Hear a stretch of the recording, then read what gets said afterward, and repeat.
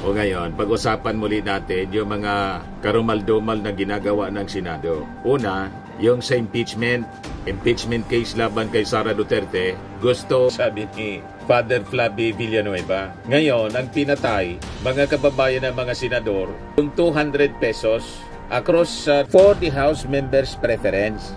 Let us not sugarcoat it. The Senate killed the 200 pesos wage hike bill. Last night was the final session of the 19th Congress. And fight for labor, only to find out that the Senate had no intention of... Jinky Luistro, buhay na niya ang kaso. This shows na tuloy na ang impeachment trial. Sabi ni Laila de Lima, ano niya yan? Korte o kulto? Yung korte ng Senado po, naging kulto. Nagpapagang mga balita at pagtalakay sa mga isyu na lipungan. Bulsa! Opinyon, banat at paglalantad sa katotohanan. Bulsa! What you see is what you get. You decide. Hello po mga kababayan, mga manoy, mga manay, mga tugang. Ako po si Dante Maravillas, vlogger, broadcast journalist from Bicol, Albay. O ngayon, pag-usapan muli natin yung mga karumal-dumal na ginagawa ng Senado. Una, yung sa impeachment case laban kay Sara Duterte, gusto i-AGK, gustong patayin yung impeachment case. Ngayon, inakusahan mga kababayan ni House spokesperson, Attorney Princess Abante, ang Senado na pinatay mga kababayan yung 200 pesos wage hike bill. Another controversy mga kababayan. Sabi dito sa balita ng Philippine Daily Inquirer, House spokesperson Abante says Senate killed the 200 pesos wage hike bill. Kita na ninyo?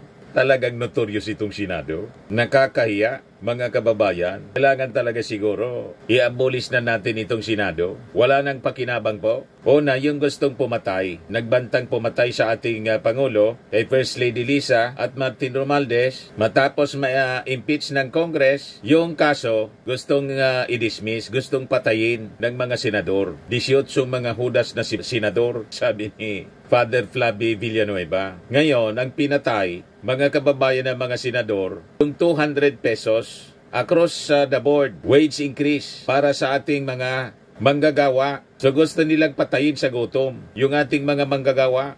Yan ang sabi po dito ni Attorney Princess Abante. So sabi po ni Attorney Abante, the Senate did not want to convene a bicameral conference committee on the proposed minimum wage hike bills and preferred that their version of the measure be adopted instead. Yung version nila, 100 pesos lang po ang gustong ibigay na increase. Gustong baratin po ng Senado. Kampi sa mga employers talaga ito, sa mga mayayaman. Nakita na ninyo kung sino ang pinaglilingkuran ng Senado? Yung mga workers nga po, na gusto na dito sa 200 pesos, although yung pinopost nila sana, 600 yata o 700 pesos across the board increase per day. Ang gustong isulong ng Senado mga kababayan, 100 pesos lang. Payag kayo mga manggagawa? Sabi po ni Abante, it seems 100 pesos wage hike niya is too low, napakababa for the House members' preference.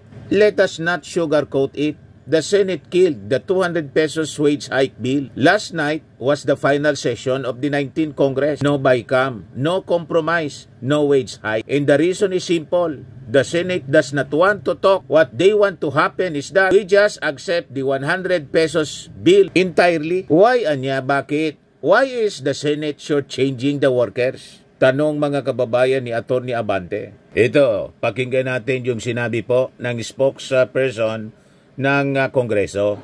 Let's not sugarcoat it. The Senate killed the 200 peso wage hike bill. Last night was the final session of the 19th Congress. No bycam, no compromise, no wage hike. And the reason is simple. Ayaw ng Senado makipag-usap. Ang gusto nila, tanggapin na lang ng tao ang 100 pesos nila. Bakit? Bakit binabarya ng Senado ang mga manggagawa? Tumaas ang kilay ng mga BICAM conferees namin nung tanungin kung ano ang nangyari. They were ready to sit down. They were ready to defend the 200 peso proposal and fight for labor, only to find out that the Senate had no intention of meeting at all. We were ready to deliberate. We came in good faith. But what the Senate gave us was a take it or leave it ultimatum. Wala silang balak makipag-usap. Ang gusto nila, susunod lang kami sa gusto nila. That's not how democracy works. And that is not how we should serve the people. This was not a reckless proposal. It was a responsible, well-considered measure. But instead of a dialogue, ang binalik sa amin ay tahimik na pagtanggi at pagmamadali. The people deserve accountability. Hindi ito pagkukulang ng Kamara. Ginawa namin ang aming trabaho. Pero ang Senado, iniwan sa ere ang manggagawa. This is not the end. Hindi bariya ang kailangan ng mga manggagawa. Ang kailangan nila, sahod na makatao, sahod na makatarungan. The House stands with labor and we will keep fighting. Alam na ninyo, ang Senado mga kababayan, gustong baratin yung ating mga manggagawa. Ang gustong isulong mga kababayan, 100 pesos lang per day na wage hike. Abang yung inapprove ng Congress, 200 pesos. Okay na sana ito, mga kababayan, sa mga workers natin. So alam na ninyo, mga kababayan, kung sino sa ating mga legislador ang totoong ipinaglalaban ang kapakanan ng ating mga manggagawa. Pati ba naman, sweldo po, wage increase na 200 pesos, pinatay ng mga senador. Yung impeachment case laban kay Sara gustong patayin. Pero buti na lang, may Fantastic Five tayo mga senador. Nakipaglaban mga kababayan at nagtagumpay sa pakikipaglaban. Hindi na ipadismiss yung asunto laban kay Sara Duterte. Kaya sabi ni Congresswoman Jinky Luistro, buhay na niya ang kaso. This shows na tuloy na ang impeachment trial. No one can stop this anymore because jurisdiction has been acquired already by the impeachment court over the person of the respondent. Sa kabila ng mga balakid sa proseso, nanindigan si Representative Luistro na nananatili ang House Prosecution Panel sa kanilang pangako na ituloy ang paglilitis. O, di ba? Tuloy ang paglilitis base sa report ng UNTV. Kahit gustong patayin yung impeachment case, hindi sila umobra sa ating mga magigiting na senador. Si Risa Ontiveros, si Coco Pimentel, tapos si Grace po, si Nancy Binay, at saka si Win Gatchalian. The Magnificent Five, mga kababayan ng Senado, laban sa 18 Hudas at balasubas. Ngayon, inuulan sila ng batikos mula sa ating mga constitutional experts. Sabi ng constitutionalist na si Attorney Christian Monsod, grave abuse of discretion ang ginawa ng mga senador. They cannot get away with this. Sabi po niya, ang masaklap na reality mga kababayan, sabi ni Attorney Monsod, 73% ng mga senador niya, ignorante, hindi alam ang konstitusyon. Monsod, ito ang mga senador may be part of the 70% who do not know the Constitution. 70% hindi pala ng Senado, kundi 70% ng mga mamamayan siguro ang minimin. Partian niya itong mga senador sa 70%, 73% na hindi alam ang konstitusyon. Matindi. Pero alangan man po si Chis Escudero, na isang brilliant lawyer, hindi alam yung konstitusyon, hindi ka panipaniwala. Ang tingin natin talaga, alam niya kaya lang, sinasadya niya talaga para protektahan ang akusado, si Sara Duterte. Sa kung anong rason, hindi natin alam kung ano ang rason ni Chis Escudero, bakit niya ginagawa at pinahamak niya, pati yung institusyon, nilagay niya sa kahihiyan, pati yung kanyang sarili. Sabi ni Attorney Monzon, one of the framers of the Constitution, ang Senado niya na nag-convene as an impeachment court has no other power except to proceed with the trial. Nag-motion si Bato na i-dismiss yung impeachment case. Imbes na i-declare ni Chis Escudero bilang presiding officer na out of order yung motion, inayaan niya si Bato. So nagmukhang ignorante, mga kababayan, si Chis Escudero na isang brilliant lawyer po. Kahiya-hiya yung ginawa ni Chis Escudero mga kababayan sa Senado. Mas marunong pa si Tito Sen saka si Ping Lacson, sabi ni Tito Sen, hindi yan maari.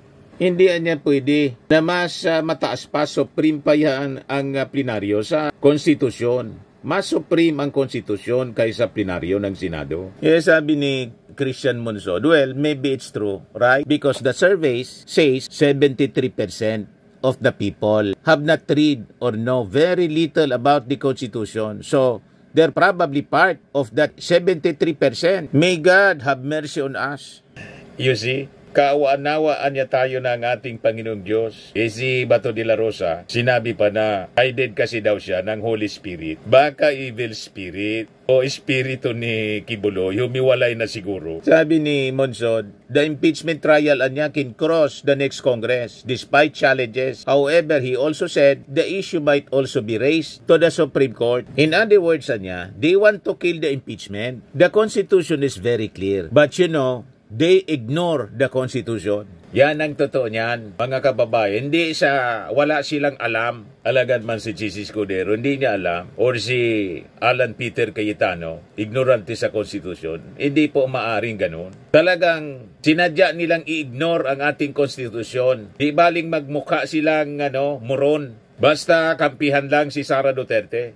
Sabi ni Laila de Lima, kakaibang korte ito? Korte ng kababalaghan? Sabi ni Laila de Lima. Ano yan? Korte o kulto? Yung korte ng Senado po, naging kulto na ni Ito naman po, Fairmax Framing and Lifting Cream, pinapahid po sa mga pulses in affected area. Mainam po sa paninigas ng mga kaso-kasuan. Ito naman po, Automax Radiant Serum. Sa mukha naman yung application, anti-aging po siya. You will look 10 years younger than your age. Sa mga cancer patients naman po, baka lang gusto ninyo itong itry. Naing siya Red Mix Fruit Drink. Hindi mo po siya gamot, food supplement siya. Kaya lang, gawa siya mga kababayan sa goji berry. Yung goji berry may anti-cancer properties.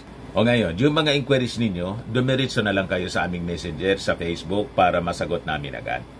Ayos pa? Ayos na ayos niya, Mr. Maravilla. At sa mga nagana po ng malinis and spacious fitness gym, pumunta lang po kayo sa aming Colossal Fitness Gym.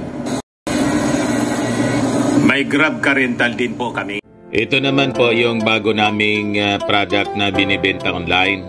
Eye Glow Serum, whitening po siya. Tingnan ninyo yung epekto sa aking anak na architect before and now. Yung mga inquiries po ninyo, dumiretso na lang kayo sa kanyang Facebook account, Riz Maravillas.